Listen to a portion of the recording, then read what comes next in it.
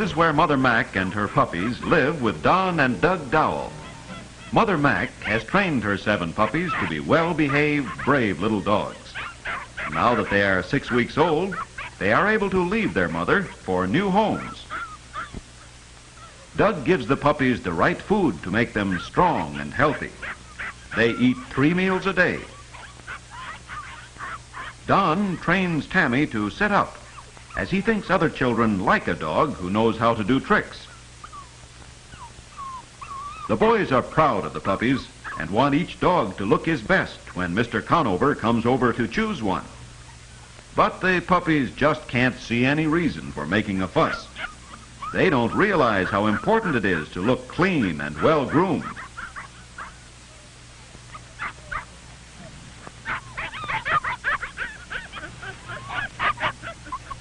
Now, Bobo, that's not a toothbrush, and it's not good to eat.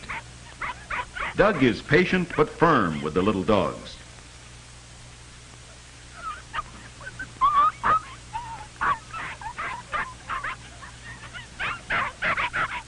Mr. Conover, who lives next door, comes to pick out his dogs. He examines the puppies carefully. He knows that a good dog has strong, sturdy bones, a healthy coat of hair, a bright, intelligent look, and, most important, a good disposition. The boys tell him the good points of each of the puppies. Donnie tells Mr. Conover how smart Tammy is, and Tammy likes Mr. Conover right from the start. Don would like to have Tammy live next door to play with Bobo, the dog that their father has said they may keep. Each one of the puppies is so cute, it is hard for Mr. Conover to decide. Doug wants the puppies to show how frisky they are, but the puppies want to play in the box where they sleep.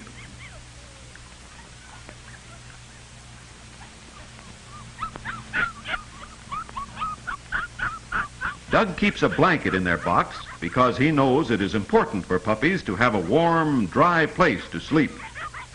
Mother Mack wonders what is happening. Tammy has won Mr. Conover's heart, and he takes Tammy home to live with him and Mrs. Conover and their cat, Anna. Mother Mack is worried. She does not want Tammy to go.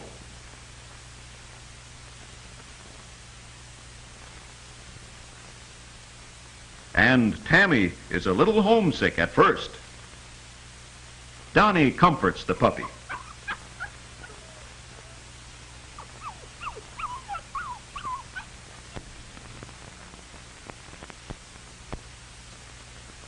Very soon, Tammy is as happy as he can be. This is a home where a puppy can relax and enjoy himself.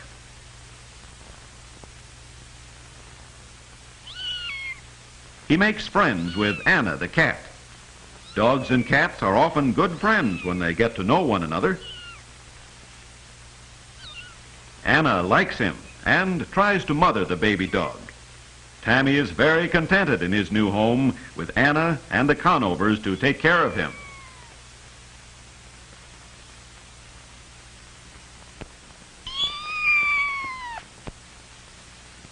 Later, Aunt Lucy shows the puppies to her friend Mrs. McLeod, who wants a good-natured dog to play with her children and to learn to guard them as he grows up.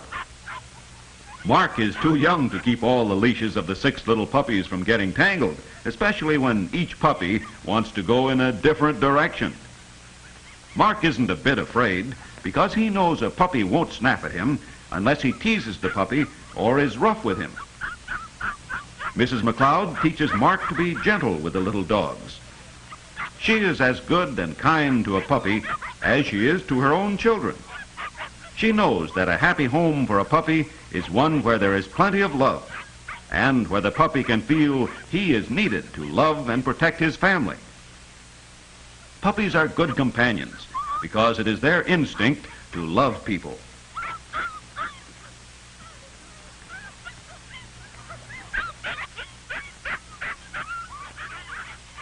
The puppy looks up at Mrs. McLeod as if to say, "I would like you to be my mistress. I will take good care of your babies." Paul has never seen so many puppies. Puppies are so friendly, he thinks it's fun to choose a dog. Mrs. McLeod takes her puppy in for dinner, a nice way to begin life in a new home. Mr. Tim comes to pick out a puppy for his grandson Moat.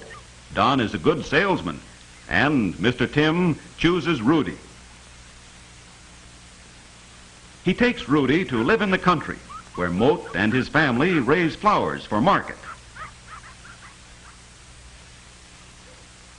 A week later, Doug goes to visit Moat and Rudy.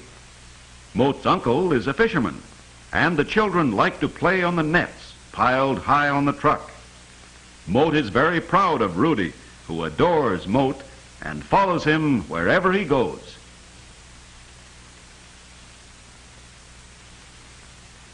Moat enjoys taking care of his dog himself.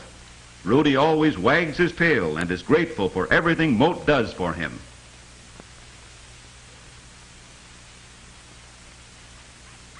In the meantime, Jiggs has gone to live with the gentle Mrs. Shanks and her cat, Puss in Boots. Mrs. Shanks understands animals and gives them lots of affection. Jiggs tries as hard as he can to please her. Like all dogs, he has quickly adapted himself to his new family. He is not at all lonesome for his brothers and sisters, with Puss in Boots for a playmate.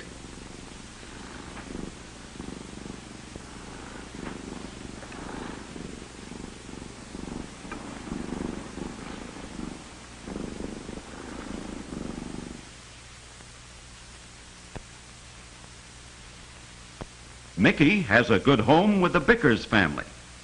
Mrs. Bickers tells the children a story. She is kind and teaches the children to be thoughtful with their new dog.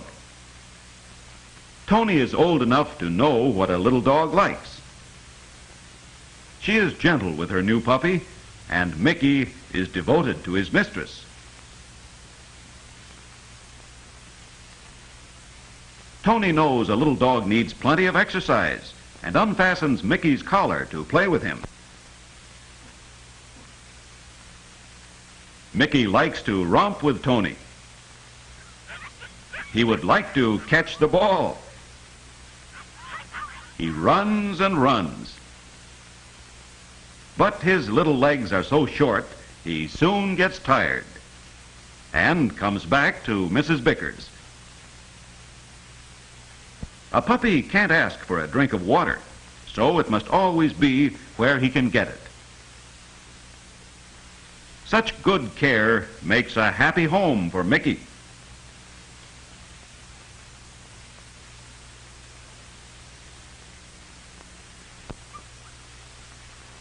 Mr. White, who works for the milk company, stops by on his way home to look over the puppies.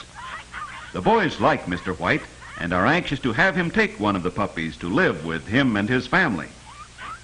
Mr. White knows the points of a good dog and feels the puppies to be sure that they are strong and husky.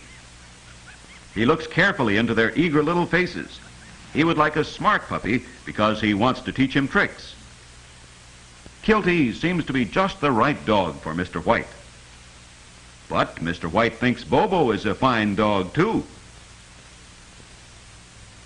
However, he decides on Kilty and takes him to put him in the front of his truck.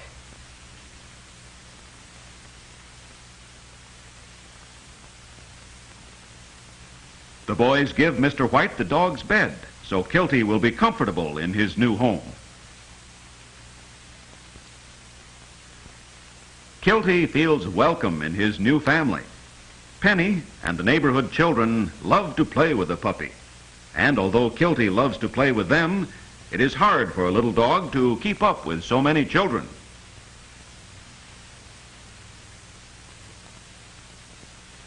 Penny is teaching the dog to sit up. Sometimes children hurt their pets by being too rough with them, or by squeezing them too hard. Penny's mother reminds her to be gentle.